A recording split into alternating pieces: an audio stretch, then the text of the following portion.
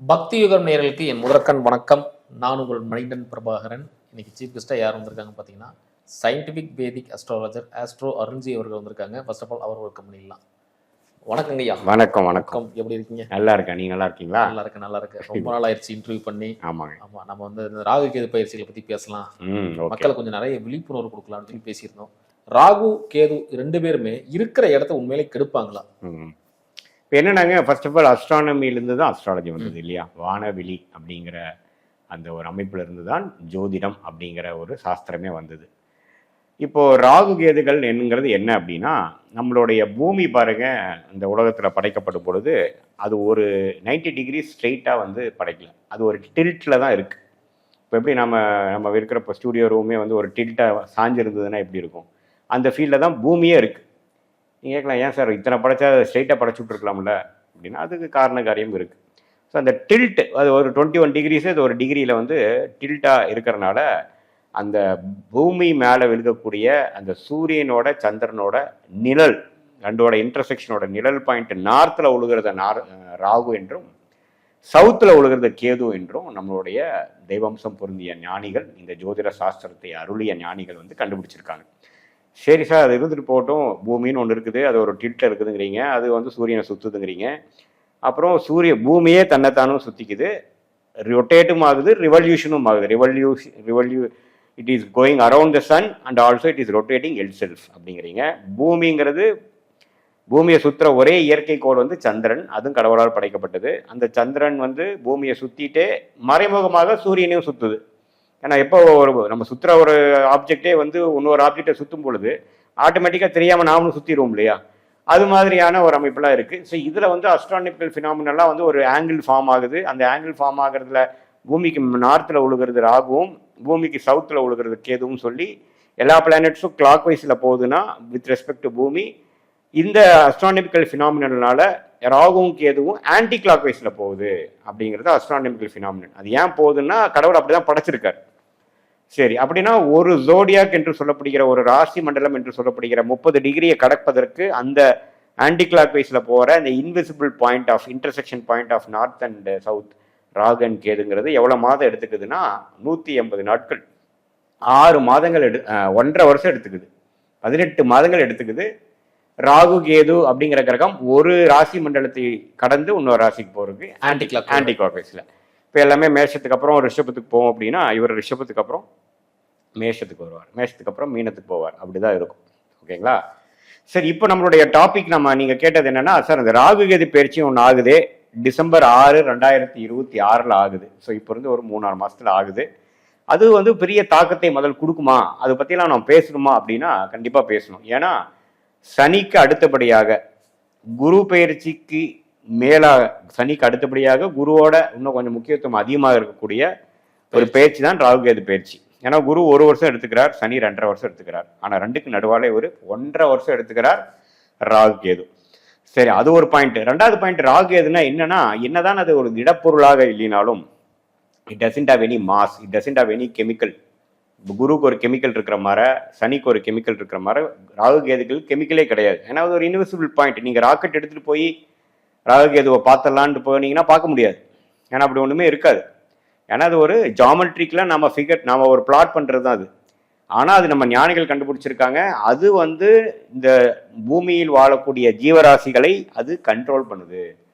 அது ஒரு karmic planet. நம்மளுடைய கர்மாவை நமக்கே திருப்பி கொடுப்பதற்கு, நம்மளுடைய ஆசாபாசங்கள், நிறைவேறாத ஆசைகள், அந்த நிறைவேறாத ஆசைகளுக்காக நமக்கு என்ன கொடுக்கணுமோ அந்த கடவுளோட தீர்ப்பு, அது எல்லாமே நமக்கு கிடைக்கக்கூடிய அமைப்பு வந்து ராகு கேதுகளாக கொடுத்து, ராகுங்கிறவர் போகக்காரகனாகவும் கேதுங்கிறவர் ஞானகாரகனாகவும் செயல்படுகிறது. போகக்காரகம் என்னன்னா, இப்போ ஜாதகத்தில், இப்போ நீங்கள் ஒரு லக்கணத்தில் பிறந்திருக்கீங்க, ஃபார் எக்ஸாம்பிள் சிம்ம லக்கணத்தில் பிறந்திருக்கீங்க வைங்க, உங்களுக்கு ராகு எங்கே இருக்குன்னு பார்க்கணும். இப்போ ராகு வந்து எனக்கு 4ஆம் இடத்துல இருக்கு அப்படின்னா, அந்த ராகு தான் போகக்காரகன் என்று சொல்லப்படுகிறது. அந்த 4ஆம் இடம் என்ன? இடம், வீடு, தாயார், சுகம், இது எல்லாத்தையும் இருக்கும். நமக்கு வேணுங்கிற ஆசையை கொடுக்க. ஏன்னா ராகுவே போகம், நமக்கு வேணும், நமக்கு நிறைவேறாத ஆசையை குறிப்பது தான் ராகு. சரி, இந்த அப்படின்னா 4-10, கேது எங்க இருக்கார்? 10ல். இந்த 4-10ங்கிறது தொழில் ஸ்தானம், 4ங்கிறது நம்ம சுகம், இடம், வீடு, வண்டி, வாகனம், ஸ்டேட்டஸ், இதுல தான் நம்ம வாழ்க்கை போராட்டமே போயிட்டு இருக்கும். இதே இந்த ராகு கேது வந்து 4-10 இல்லாம 6-12 இருக்குன்னு வச்சுக்கோங்க. அவன் பார்த்தீங்கன்னா தொழில எல்லாம் பெருசா போராடிட்டு இருக்க மாட்டான். வெளிநாடு விசா கிடைக்குமா, வெளிநாடு போகலாமா, வெளிநாட்டிலேருந்து இன்னொரு நாட்டுக்கு எப்படி போகிறது, அங்கே எப்படி வேலை கிடைக்கும், வெளி மாநிலம் போகலாமா, இம்போர்ட் எக்ஸ்போர்ட் பிஸ்னஸ் பண்ணலாமா, ஏதோ ஒன்று இங்கே அங்கே இருக்காத விஷயத்தை இங்கே அனுப்பி ஏதோ காசாக்கலாமா, அப்புறம் ஷேர் மார்க்கெட் அப்படி இப்படி இன்வெஸ்ட் பண்ணி சம்பாதிக்கலாமா, டெய்லி ட்ரேடிங் பண்ணலாமா, ஸ்பெக்குலேட் பண்ணலாமா. அவனுக்கு புத்தி அப்படி தான் வேலை செய்யும். ஆனால் ஒரு தொழில் ஆரம்பிச்சு உட்காரலாங்கிறது அவனுக்கு வராது. புரியுதுங்களா? அதே மாதிரி 5ல் ராகு 11ல் கேதுங்கிறப்ப குழந்தைகள் சார்ந்த விஷயங்கள், லவ் விஷயம், லவ்வுக்காக மெனக்கெடுறது, அது மாதிரி விஷயங்கள். ஸோ 2-8 இருந்ததுன்னா ஆயுசுக்காக, உடம்பு, ஹெல்த்து, பணம் சம்பாதிக்கிறதுக்கு, ஷேர் மார்க்கெட்டு, அது மாதிரி விஷயங்கள் போகணும். லக்னத்திலேயே ராகு கேது இருந்ததுன்னா பார்ட்னர்ஷிப், கலத்திர தோஷம். சார் இவங்க வம்சாவளியாகவே இவங்களுக்கு வந்து இந்த ஹஸ்பண்ட் ஒய்ஃப் ரிலேஷனே வராது சார். எங்கள் தாத்தாக்கும் நல்ல குடும்ப வாழ்க்கை இல்லை, உங்கள் அப்பாவுக்கும் இல்லை, சித்தப்பாமார்களுக்கும் இல்லை, பெரியப்பாமார்களுக்கு, உங்கள் பங்காளிங்களுக்கு எல்லாமே கலத்திர தோஷம் இருக்குது சார்ங்கிற மாதிரி அந்த ராகு கேது. ஸோ ராகு கேதுங்கிறது ஒரு மேலிஃபிக் பிளானட், ஒரு பாவகிரகம். அந்த பாவகிரகத்தில் ராகு போகக்காரகனாகவும் கேது பாவகிரகமாகவும் இருக்குது. ஆனால் அவரு குரு, சுக்கிரன், பௌர்ணமி, சந்திரன், புதன்கிற சுபகிரகத்தோட பெறும் பொழுது அந்த கெட்டவன் பயங்கரமாக நல்லவன் ஆயிடுவான். சார் அது நல்ல கர்மால பிறந்திருக்காரு சார். ராகு அருமையாக கொடுப்பாரு, கேது அருமையாக கொடுப்பாரு. கேது குருவோட சேர்ந்தா கேல யோகமாகி கோடீஸ்வர யோகம் கொடுக்குது. ராகு குருவால் பார்க்கப்படும் பொழுது அருமையாக இருக்கும். ஸோ அப்படி ஆயிடுது. ஆனால் அப்படி ஆகாமல் ராகு சனி செவ்வாயோட பார்வையிலையோ சேர்வையிலையோ இருந்ததுன்னா அந்த கர்மா நம்ம பேட் கர்மாவில் பிறந்துட்டார் சார்ன்ட்டு அந்த ராகு கேதுகள் டைமில் வரும்பொழுது போட்டு படுத்தி எடுக்கும். ஸோ அதனால தான் ராகு கேதுங்களுக்கு எந்த ஒரு குணநலகமும் இல்லாமல் இருக்கிறனாலையும், எந்த ஒரு திடப்பொருளும் இல்லாமல், எந்த ஒரு வீடும் இல்லாதனால அது சேரும் கிரகத்தோடையும் பார்க்கும் கிரகத்தோட தன்மை மூலமாக அவர் நல்லது செய்ய போறாரா, கெட்டது செய்ய போறாரா அப்படிங்கிறது நம்ம தெரிஞ்சுக்கலாம். சிறப்பு. இப்போ ராகு கேது இருக்கிற இடத்த கெடுப்பாரா? Very good. ராகு கேதுகள் கண்டிப்பா இருக்கும் இடத்தை கெடுக்கும் கிரகங்கள், அதுல சந்தேகமே வேண்டாம். ஏன்னா அது பாவகிரகங்கள். பாவகிரகம்னா என்ன? சூரியனோட ஒளியை பிரதிபலிக்க முடியாத கிரகங்கள் தான் பாவகிரகங்கள். சூரியனோட ஒளியை பிரதிபலிக்கக்கூடிய கிரகம் சுபகிரகங்கள். ஸோ கண்டிப்பா கெடுப்பார்.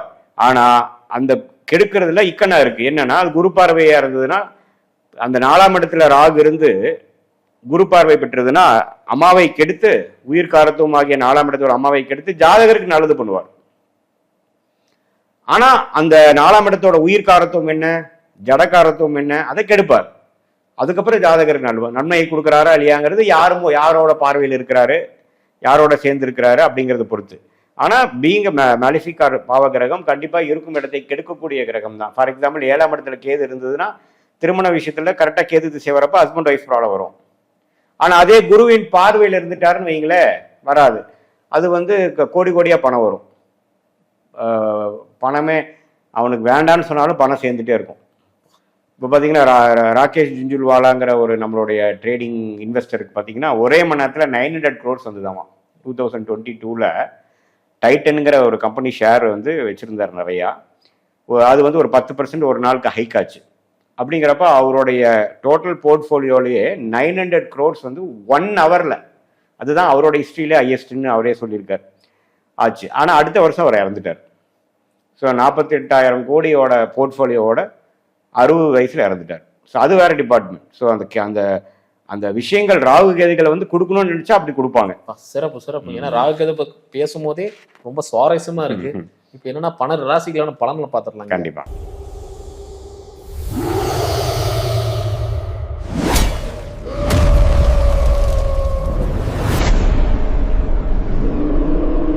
கன்னிக்கு பாருங்க 11ஆம் இடம் சொல்லக்கூடிய லாபஸ்தானத்தில் கேது பகவான், 5ஆம் இடத்துல வந்து ராகு பகவான் இருக்காரு. ஸோ எந்த வித பலன்கள் தரப்போறாரு சொல்லுங்க. டிசம்பர் 6, 2026 பார்த்தீங்கன்னா ராசிக்கு 5ஆம் இடத்துல ராகு வரார்.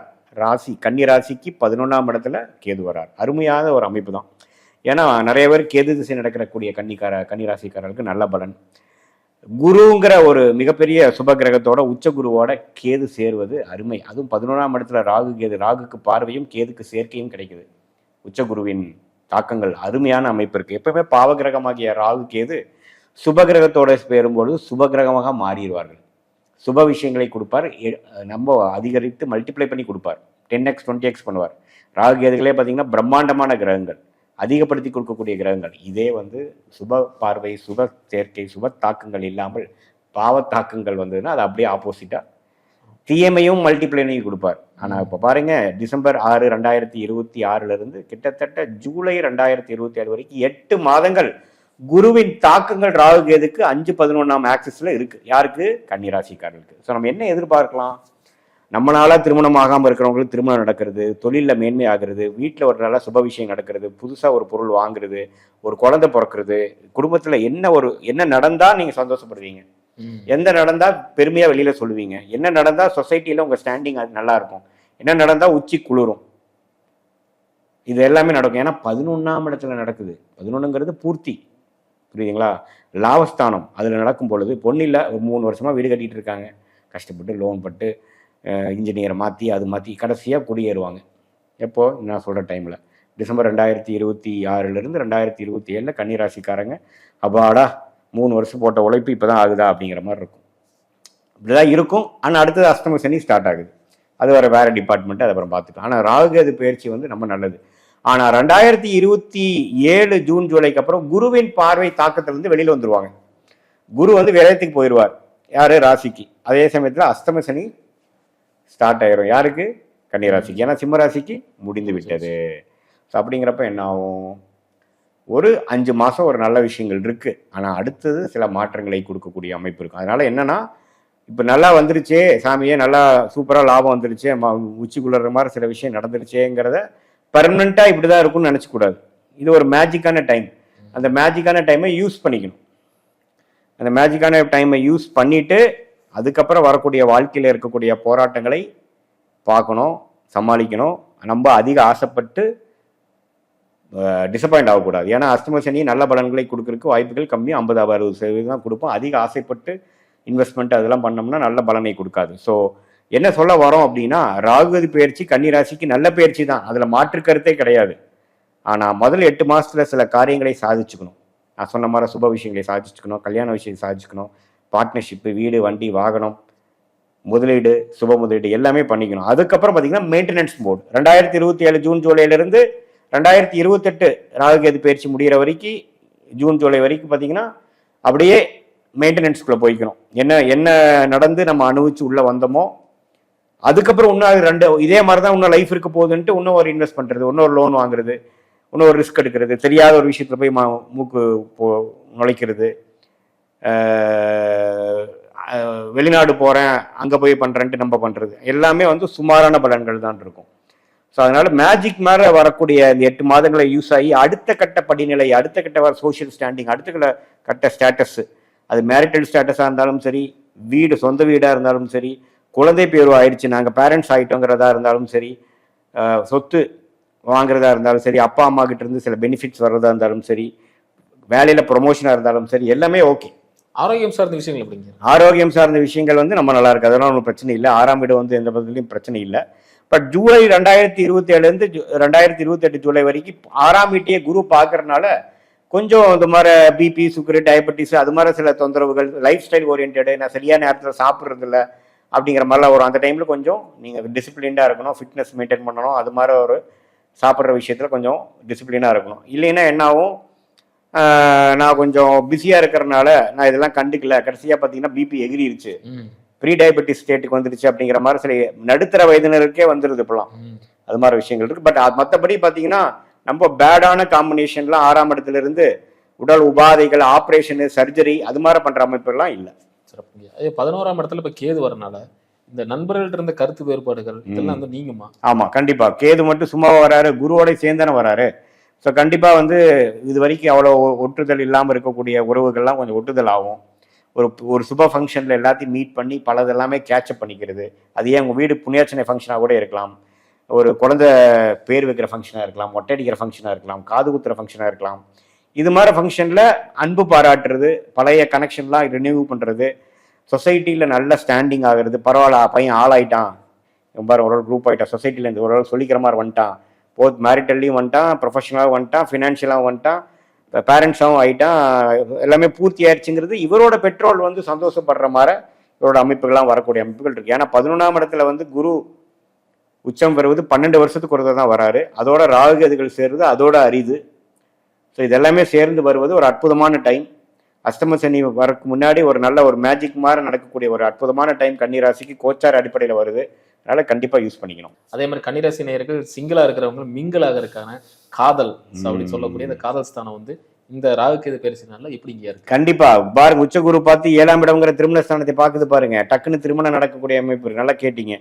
ஸோ நல்ல காதல் திருமணம், அரேஞ்ச் மேரேஜ், நம்ம நாளா மேரேஜை பார்த்து அமையாமல் இருக்கிறது. ஏன்னா எப்பவுமே உச்சகுரு வந்து 7ஆம் எட்டையே பார்க்குறாரு பாருங்க. இது வரைக்கும் பார்த்துட்டேன் சார், நாங்களே நொந்து போயிட்டோம், டக்குன்னு அமைஞ்சிருச்சு. நாங்கள் எப்போ வந்து ஹோப் விட்டோமோ அப்போ வந்து நான் எதிர்பார்க்காத சுச்சுவேஷனில் வந்து அமையுது அப்படிங்கிற மாதிரிலாம் இந்த டிசம்பர் 6, 2026 கேது எப்போ போய் குருவோட சேர்றாரோ அது நல்ல ஒரு கேளை யோகமாக ஆகி நல்ல குடும்பத்தில் ஒரு நல்ல சுப விஷயங்கள், குழந்தை பேரும். ஏன்னா ராகுவ குரு பார்க்கும் பொழுது ராகு திசை நடக்கிறவங்களுக்கு, கேது திசை நடக்கிறவங்களுக்குலாம் குழந்தை பேரும் கிடைக்கும், நல்ல செல்வங்கள் கிடைக்கும். ஏன்னா ராகு 5ஆம் இடத்துல இருந்தாலும் குரு பார்வை பெறுகிறார். ஸோ நல்ல விஷயங்கள்லாம் கண்டிப்பாக இருக்குது. திருமண விஷயங்கள் ஆகி அடுத்த ஒரு வருஷத்துலேயே குழந்தை அப்படிங்கிற மாதிரி அமைப்புகளாக இருக்கும். ஸோ திருமணம் ஆகிற அமைப்பு நம்ம நல்லா இருக்கு. குரு பலன் கன்னிராசிக்கு வருது. இந்த கலை சார்ந்த விஷயங்கள் பண்ணிட்டு இருக்கிறவங்களுக்கு பாசிட்டிவா இருக்குங்களா ஐயா? கலை சார்ந்த விஷயங்கள் பண்ணுறவங்களுக்கும் தப்பு இல்லை. இப்போ யார் யாருக்கு நம்ம நல்லா இருக்கும்னா அந்த நிதி நிலைமையில் இருக்கிறவங்க, பேங்கிங் செக்டாரில் இருக்கிறவங்க, ஃபினான்ஷியல் செக்டாரில் இருக்கிறாங்க, ஷேர் மார்க்கெட்டில் இருக்கிறவங்க, அவங்களுக்குலாம் நல்ல முன்னேற்றங்கள் கொடுக்கும். 2027, 28க்கு அப்புறம் நிறையா வெளிநாடு வர்த்தகம் பண்ணுறவங்க, குருவே வந்து 12ஆம் இடத்துக்கு வந்து இம்போர்ட் எக்ஸ்போர்ட், வெளிநாடு வர்த்தகம், ஃபாரின் டூர்ஸ் பண்ணுறவங்க, அது மாதிரி கனெக்ஷன் பண்ணுறவங்கலாம் ரொம்ப நல்லா வரும். ஸோ எல்லாத்துக்குமே வந்து ஓரளவுக்கு முதல் ஒரு வருஷம் நல்ல ஒரு பலனும், 2வது வருஷம் வந்து முதலீடு போட்டு அடுத்த கட்ட நடவடிக்கைக்கு வேணுங்கிற, வாழ்க்கையில் வேணுங்கிற முயற்சிகளை செய்யக்கூடிய ஒரு அமைப்பாக கன்னிராசிக்காரருக்கு வருகிறது. நம்ம கன்னிராசி நேயர்கள் எந்த விஷயத்துல ரொம்ப கவனமா இருக்கணும்? கண்டிப்பா இப்போ வந்து 2027 ஜூன் மாதத்துக்கு அப்புறம் அஷ்டம சனி வருதுங்கிறத மறந்துடக்கூடாது. ஸோ அதனால இப்போ 8 மாசமாக டிசம்பர் 2026 ஜூன் 2027 நடக்கிற நல்ல விஷயத்தை தக்க வைக்கிற மாதிரி ஒரு அமைப்பாக போய் இந்த ஏதோ கடன் கீது இருந்ததுன்னா அதை அடைச்சிக்கிறது, அது மாதிரி விஷயங்கள் செய்து அதுக்கப்புறம் அஷ்டம சனியை சமாளிக்கிற அளவுக்கு பொருள் நிலைமை, மனநிலைமையோடு இருக்கிறது நல்லது. சிறப்புங்க, ரொம்ப அற்புதம் சொன்னீங்க. மீண்டும் அடுத்த காலம் சந்திக்கலாம். நன்றி.